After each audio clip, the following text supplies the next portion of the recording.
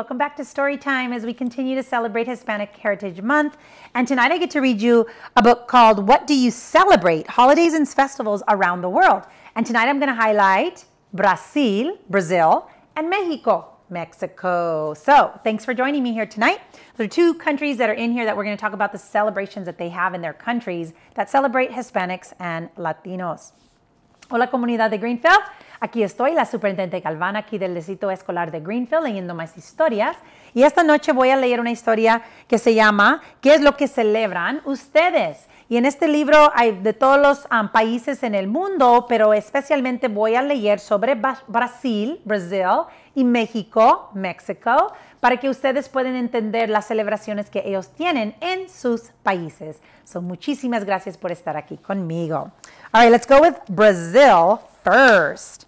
All right, Brazil. Let's see what we can learn. So, Brazil is a country, a Latin country, that celebrates con Carnival or Carnival. So Carnival in Brazil, Carnaval, occurs in late February or early March and is Brazil's largest celebration of the entire year.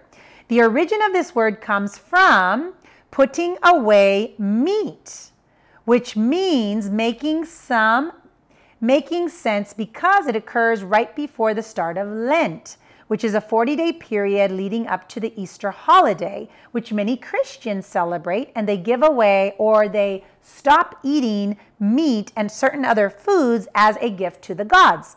Carnival also has traditions that people love, such as singing, dancing, throwing parties, and eating rich foods because they are going to give them up for Lent. Brazilians also celebrate Carnaval in different ways. In Rio de Janeiro, they dance in the streets in a parade, a samba parade. Also, samba dancers make fast rhythmic steps to a lively beat and add swaying motions with their arms. The dancers, musicians, and flag bearers of different samba schools all wear colorful costumes and compete for prizes. In other parts of the country, people throw outdoor parties with music, dancing, and feasts. Some families may decide to take their parties to the beach. In the state of Bahia, giant floats called trios eléctricos roll down the streets with musical performances and people following behind, stomping their feet as they celebrate late into the night.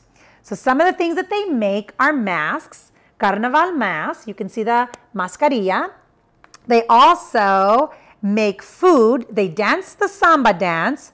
They eat food like querijo, coalo, and espetinhos, which are different types of Brazilian barbecued foods.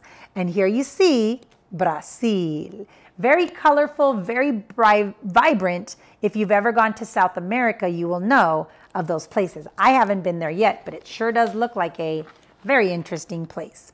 All right, so here in Greenfield or around our country or our state of Mexico, our state of California, Mexico is a place that many of our children come from, especially here in Greenfield. And so let me talk to you about Dia de los Muertos, or the Day of the Dead. It's coming up very soon on the November 1st and 2nd, which is just following Halloween. So let's learn about that. Dia de los Muertos is called the Day of the Dead and is a holiday when people of Mexico honor loved ones who have died. The tradition began thousands of years ago with the ancient tribes, particularly the Aztec and Toltec people, who believed the words or the souls of the dead returned to visit their living relatives. Today, in Mexico, the holiday takes place over 2 days. On November 1st, people welcome the spirits of the children, and the next day, on the 2nd, they welcome the spirits of the adults. People create offering tables for the spirits called ofrendas, which are set up in homes, churches, cemeteries, and other public places.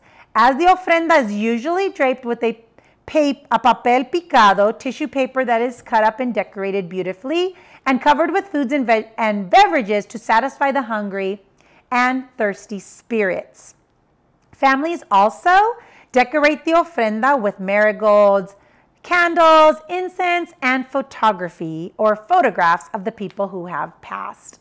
Pan de Muerto, bread of the dead, is a special holiday treat. Brightly colored calaveras, skulls, are also made of sugar or candy, and Catrinas, skeletons, are popular symbols on this day.